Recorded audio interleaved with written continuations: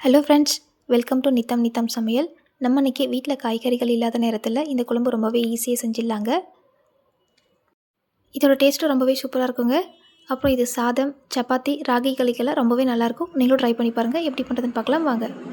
ஒரு கடாயில் எண்ணெய் சேர்த்துக்கோங்க. எண்ணெய் சூடானது இதில் 1 டேபிள் ஸ்பூன் உளுத்தம்பருப்பு, 1 டேபிள் ஸ்பூன் கடலைப்பருப்பு, 1 டேபிள் ஸ்பூன் தனியா, 1 டேபிள் ஸ்பூன் வேர்க்கடலை, 1 டீஸ்பூன் மிளகு, 1 டீஸ்பூன் சீரகம், 2 பிரியாணியில் 2 துண்டு பட்டை, 4-5 பல் பூண்டு, ஒரு கைப்பிடி தேங்காய் சேர்த்துட்டு இதை நல்லா வறுத்துக்கோங்க.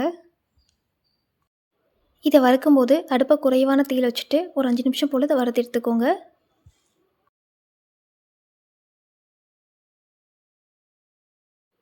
இது இந்த அளவுக்கு வறுபட்டு வந்ததும் இது கூடவே கறிவேப்பிலை, தக்காளி 1 கட் பண்ணிவிட்டு சேர்த்துக்கோங்க. சேர்த்துட்டு தக்காளி நல்லா வெந்து வர வரைக்கும் இதை வதக்கி எடுத்துக்கோங்க.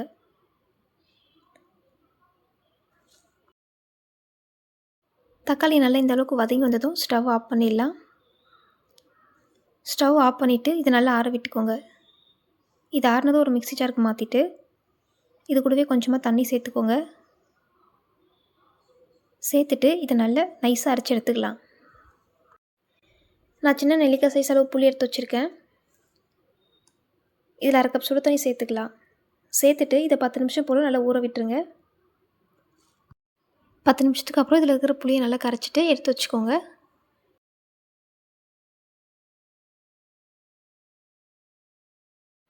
கடாயில் லைட்டாக எண்ணெய் சேர்த்துக்கோங்க. எண்ணெய் சூடானதும் இதில் கடுகு, சீரகம் சேர்த்துக்கலாம். சீரகம் லைட்டாக பொரிஞ்சதும் இதில் 15 சின்ன வெங்காயத்தை கட் பண்ணி வச்சுருக்கேன். அது இது கூடவே சேர்த்துக்கலாம். சேர்த்துட்டு இதை லைட்டாக வதக்கி எடுத்துக்கோங்க. வெங்காயம் இந்த அளவுக்கு வதங்கி வந்தால் போதும். இப்போ இதில் கறிவேப்பிலை, 1/4 டீஸ்பூன் மஞ்சள் தூள், 1/2 டீஸ்பூன் மிளகாய் தூள் சேர்த்துக்கோங்க. சேர்த்துட்டு இதை நல்லா வதக்கி எடுத்துக்கோங்க. ஸ்டவ்வை மீடியம் ஹீட்டில் வச்சுட்டு ஒரு 2 நிமிஷம் போல் இதை நல்லா வதக்கி எடுத்துக்கோங்க. இப்போ இதில் இருக்கிற பச்சை வாசனை நல்லா போனதும் நம்ம அரைச்சி வச்சுருக்க பேஸ்ட் இதில் சேர்த்துக்கலாம். இப்போ இதை வதக்கி விட்டுக்கோங்க. ஸ்டவ்வை சிம்மில் வச்சுட்டு ஒரு 4-5 நிமிஷம் போல் இதை நல்லா வதக்கிட்டு எடுத்துக்கலாம்.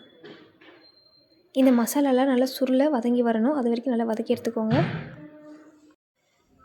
இந்த மசாலா இந்த அளவுக்கு வதங்கி வந்ததும் இதில் தண்ணி சேர்த்துக்கலாம். தண்ணி சேர்த்துட்டு இதை நல்லா கலக்கி விட்டுக்கோங்க.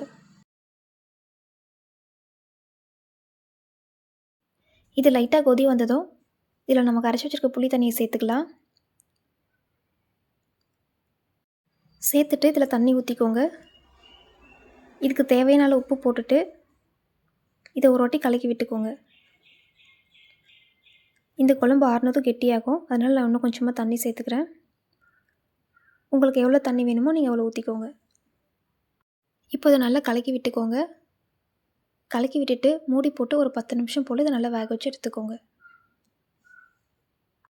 இதை அப்பப்போ மிக்ஸ் பண்ணி விட்டுட்டு மூடி வச்சுடுங்க. இப்போ இதை ஓப்பன் பண்ணி பார்க்கலாம்.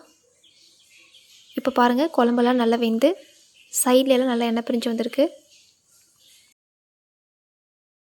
நீங்களும் அதை ட்ரை பண்ணி பாருங்கள். நெக்ஸ்ட் வீடியோவில் பார்க்கலாம்.